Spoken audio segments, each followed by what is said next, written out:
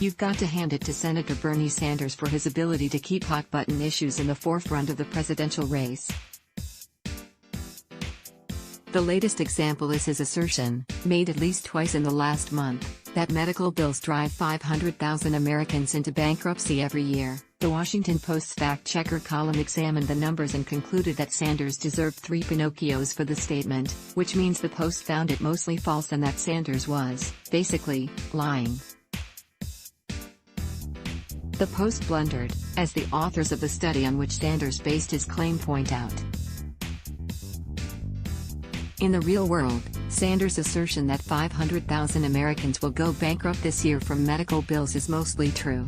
Medical bankruptcy is an American scandal, and possibly even more common than he or the study's authors calculate. Advertisement. It's also virtually unique to the U.S.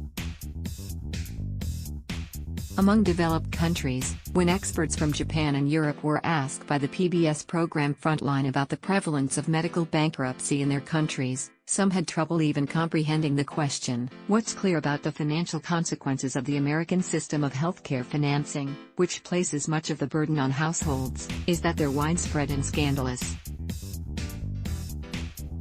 One signpost is the rise of crowdfunding campaigns via platforms such as GoFundMe to raise money for families facing medical bills. In a civilized country, public appeals for help with medical bills shouldn't exist, yet GoFundMe reports that it hosts more than 250,000 medical campaigns per year, raising more than $650 million a year. 500,000 Americans will go bankrupt this year from medical bills. Senator Bernie Sanders, Vermont. Even households seemingly well covered by employer health plans can face financial trouble. A survey conducted jointly by the Kaiser Family Foundation and the Los Angeles Times found this year that among those consumers, 4 in 10 report that their family has had either problems paying medical bills or difficulty affording premiums or out-of-pocket medical costs, and about half say someone in their household skipped or postponed some type of medical care or prescription drugs in the past year because of the cost. 17% say they've had to make what they feel are difficult sacrifices in order to pay healthcare or insurance costs. For some, the sacrifices they report making are extreme. Advertisements. Still, pinpointing the number of medical bankruptcies in the United States is difficult, because the causes of bankruptcy typically are multiple. To an extent, the Post's blunder rests in trying to shoehorn a nuanced phenomenon into its Pinocchio scale, which doesn't much allow for shades of meaning.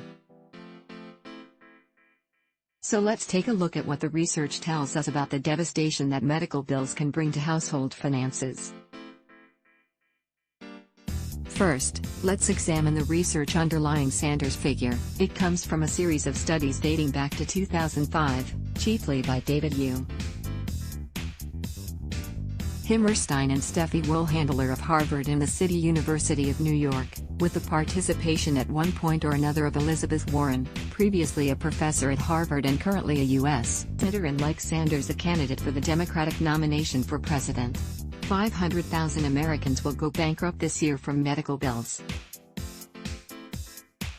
They didn't go to Las Vegas and blow their money at a casino. Their crime was that they got sick. How barbaric is a system that says, "I'm going to destroy your family's finances because you had cancer?" Bernie Sanders, at Bernie Sanders, August 20, 2019. In their most recent paper, published in March, Himmelstein, Wohlhandler and colleagues explained that they mined questionnaires sent to bankrupt debtors by the Consumer Bankruptcy Project and determined that 66.5% of the respondents very much or somewhat agreed that medical expenses or illness-related work loss contributed to their bankruptcies. That's equivalent to about 530,000 medical bankruptcies annually, they wrote. The researchers' earlier papers triggered a scholarly debate that's still ongoing over how to define medical bankruptcy. Is it enough, for example, that medical bills are a contributing factor, since in a typical bankruptcy there are many factors? Researchers found that bankruptcies rose among Californians before and after hospitalization, but disputed how bad the problem is. New England Journal of Medicine, whatever the definition, the numbers proposed by Himmelstein, Wohlhandler and Warren have also come under attack. In a 2006 study funded by the health insurance industry, David Dranove and Michael L.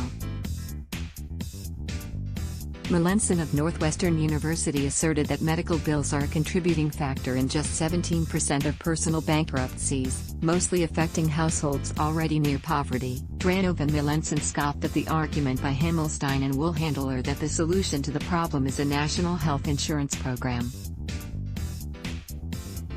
Himmelstein and Woolhandler are co-founders of Physicians for a National Health Program, a leading advocate of single-payer universal health coverage. Advertisement. Last year, researchers from UC Santa Cruz, MIT and Northwestern took another crack at the data, examining the finances of patients who were admitted for treatment to California hospitals. They found compelling evidence of the existence of medical bankruptcies but discovered that medical expenses cause many fewer bankruptcies than has been claimed by you-know-who.